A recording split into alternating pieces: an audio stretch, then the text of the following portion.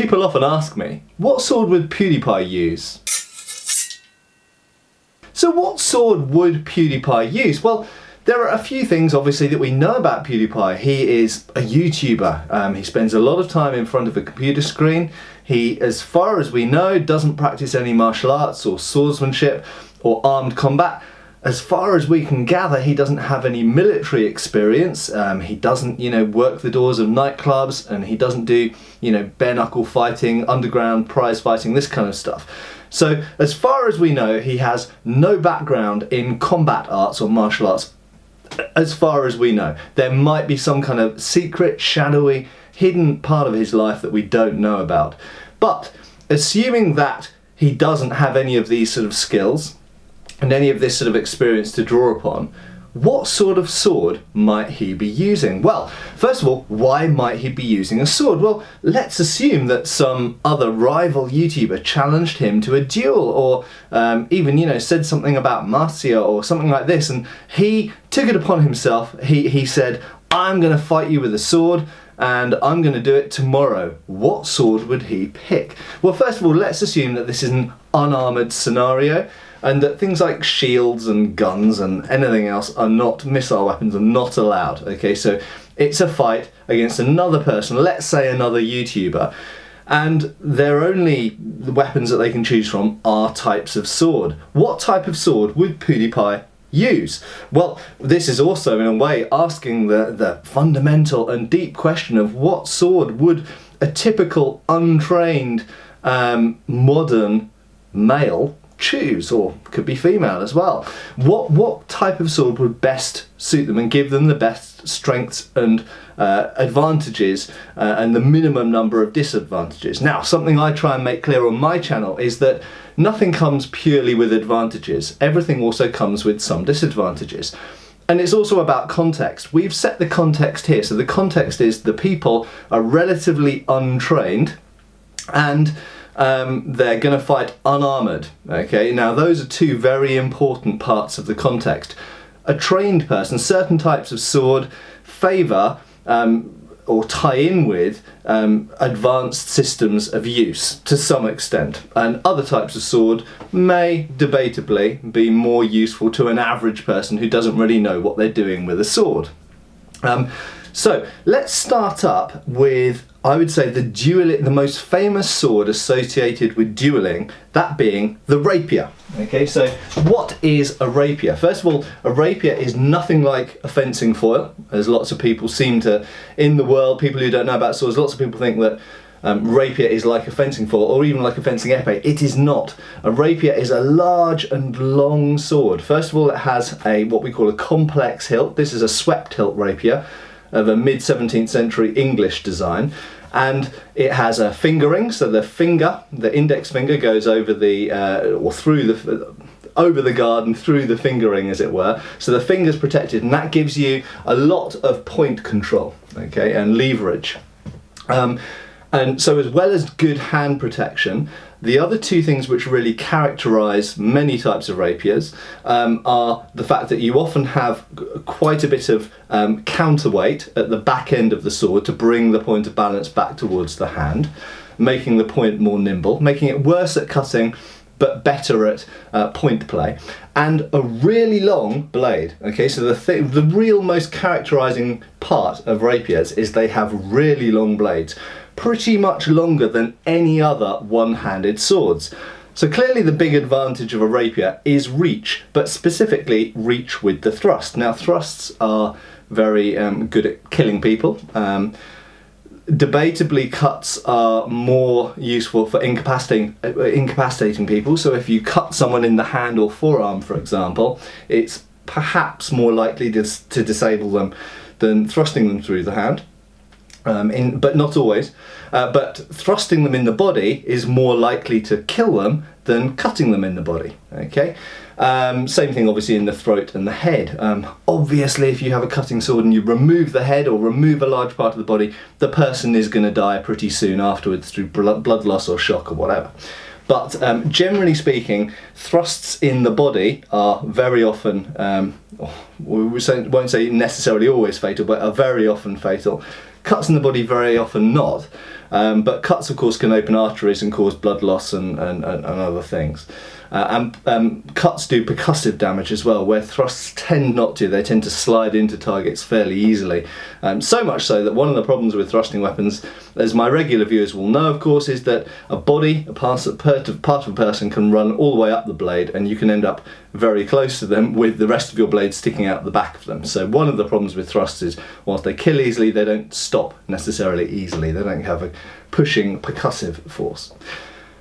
But would someone like PewDiePie be well suited to using a rapier? Well, my observation, and the observation of many historical sources, is that average people tend to be more comfortable at hitting and cutting than they do at poking. That's not true of all people. So I have taught, in the course of being a fencing instructor for many, many years, over 15 years now, I have seen a few people who are natural thrusters. But, and I'm sure some of you out there will claim to be natural thrusters.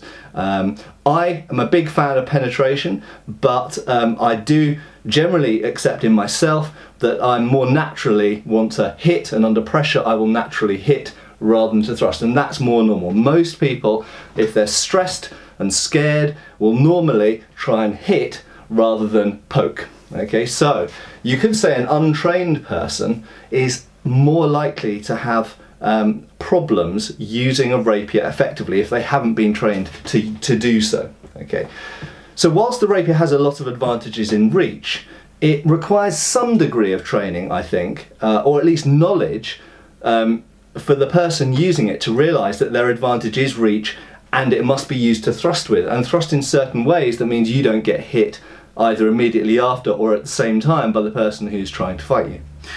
For the same reason, if we pick up the small sword, so the small sword is what evolved from the rapier from a certain extent, and is closer to a modern fencing foil or fencing epee. In fact, the blade of a small sword is essentially like an epee. It's triangular section. It can't, this is an original antique, and it can hurt you, and it hurts a little bit, but it cannot cut you, okay, because it's a triangular section.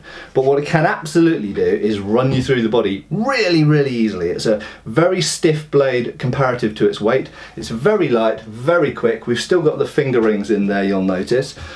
And it's got a lot of point control and is super, super quick. And it's actually pretty good at guarding against heavier cutting swords as well.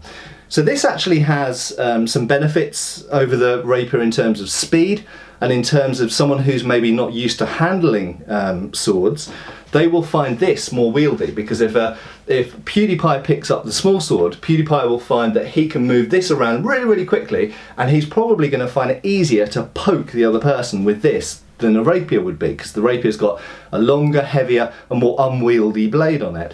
So in that sense, a noob like PewDiePie might be better off with a small sword. But what you lose, the disadvantage you have with a small sword, is it's shorter. So if the other person has a long-bladed sword, like a rapier or a longsword, you might be at a reach disadvantage. And equally, that really big elephant in the room, the fact that people naturally want to cut and want to hit, and literally hitting and cutting, ouch, will not do anything apart from slightly smart. You're not going to hurt the other person unless you're running them through. So I would not recommend this for PewDiePie either. So you might think, okay, why don't we look at types of cutting sword here?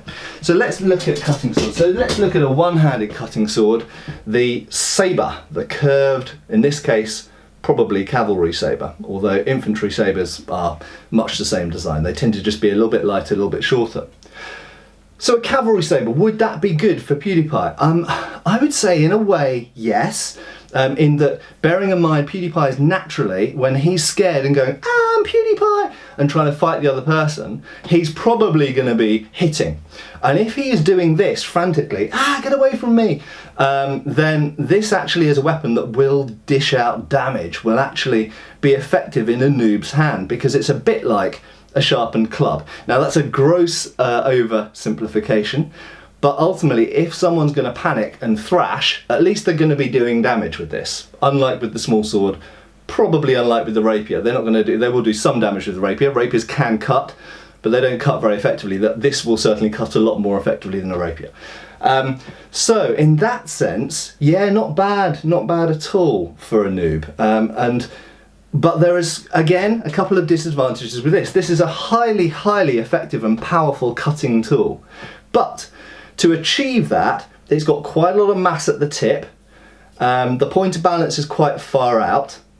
So that means that the blade is actually, it's quite a beast. It's quite, much like falchions and messers and things like this. This is actually a weapon which takes quite a lot of muscular control to use. Now, if we were talking about someone who's a big, strong guy but doesn't know how to use swords, I might say, yeah, actually this is a pretty good choice for them.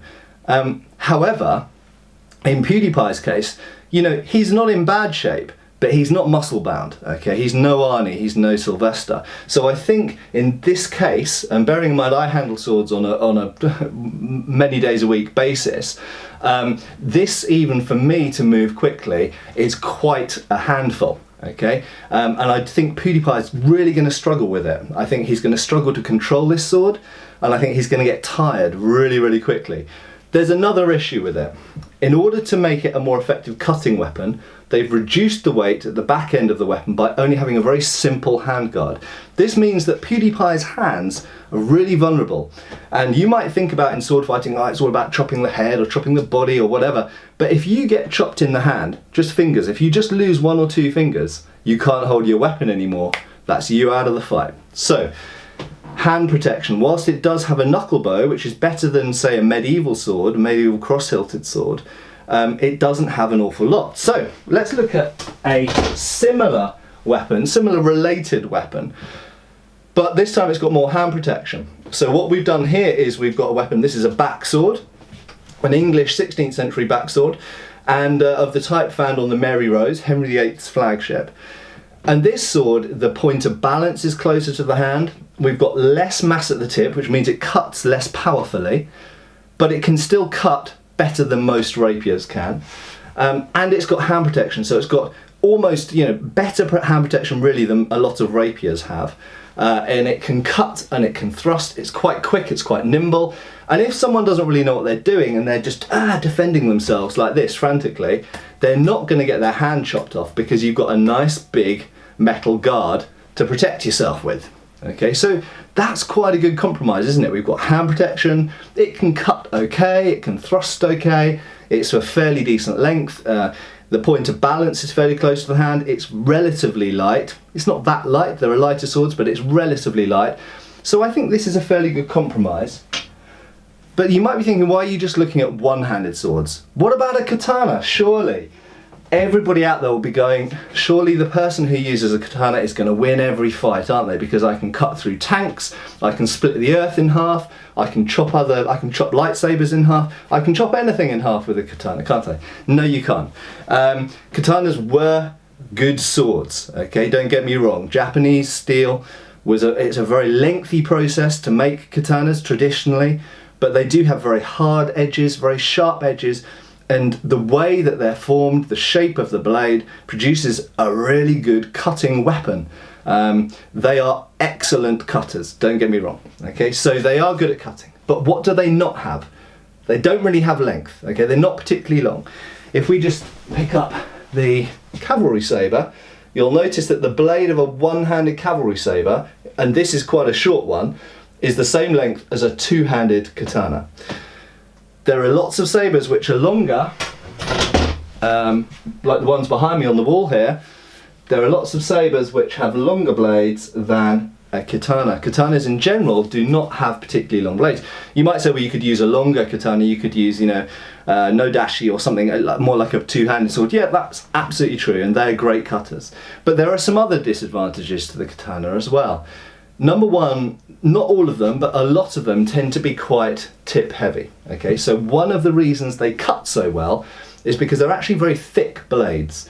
Most European swords have what we call distal taper. That means they get thinner all the way along, so they're very light at the tip and quick. Some katanas do. Well, all katanas have some degree of distal taper, but most katanas, the most original examples that I have handled and looked at, tend to remain pretty thick all the way up to the tip. And as I say, on one hand, that's one reason why they cut so well, because they've got mass at the tip. So when you're swinging that lever, there's quite a lot of inertia at the end of the weapon. And they're also stiff, which is another advantage. It's quite good for thrusting.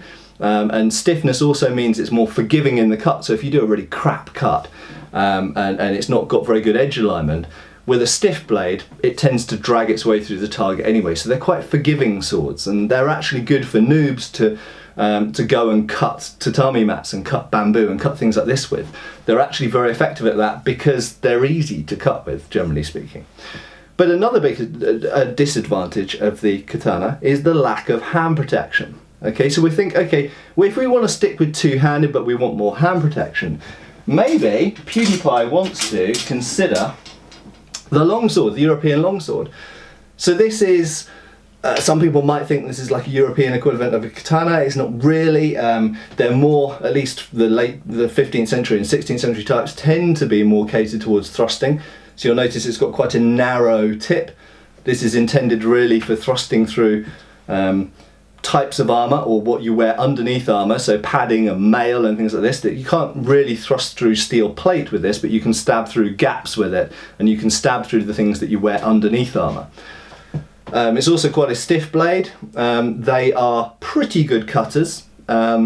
Generally speaking, I would say most longswords don't cut as well as most katanas do, because they've compromised their cutting ability to increase their length and improve their thrusting ability. So it's a compromise again. But what they do have that the katana doesn't have is a crossguard, and that crossguard, whilst it's not as good as the basket hilt, for example, it does give a fair amount of hand protection, certainly a lot more than a Japanese tsuba, which is simply a disc. The crossguard actually gives quite a lot more coverage, because when you're holding the sword out, you'll notice that the angle between that crossguard, between that quillon and the pommel, actually covers the line of both my hands. So actually the crossguard of a sword, and it means that when you bind against another blade, you can kind of lock that guard up against it and do techniques that you can't really do with a Japanese sword, and equally, or a Chinese sword. So here we have a Chinese dao. So this is a very effective chopping sword, quite similar to the saber in many ways, or even a European falchion.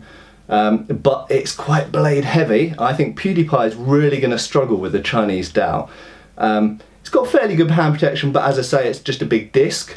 But this is, you do get lighter ones. This is a fairly heavy choppy example. I don't think that's going to suit PewDiePie. I think PewDiePie is going to struggle, frankly, with the Chinese dao. So I do think one of the advantages that either a longsword or a katana has for PewDiePie is their two-handed weapons. And I think for PewDiePie, because he hasn't been practicing his swordsmanship, because he's not a trained martial artist, as far as we know, and doesn't have like a military background, or he doesn't even do, I don't think he even does CrossFit or anything, I think he's going to struggle with one-handed swords. So my recommendation for PewDiePie is, don't go for small swords and rapiers, because I don't think naturally you're going to thrust. I think you're going to go, I'm PewDiePie, and you're going to chop, chop, chop. Okay? So you want a sword which can cut pretty well. But also, because you want to defend yourself, you want some degree of hand protection. So for that reason, I don't think the katana is for you. I think whilst you might dish out a lot of damage with the katana, I think your ability to defend with the katana is going to be minimum. And so therefore, two ways of being able to defend yourself more effectively are having a longer blade and a crossguard. So PewDiePie, what I recommend to you, buddy, is get yourself a longsword as soon as possible, because frankly, you never know when you're going to find yourself in a duel. Cheers, folks. Thank you for watching. Please subscribe, follow us on Facebook. You can buy t-shirts through Spreadshirt, support us on Patreon, or follow us on Pinterest. Thank you.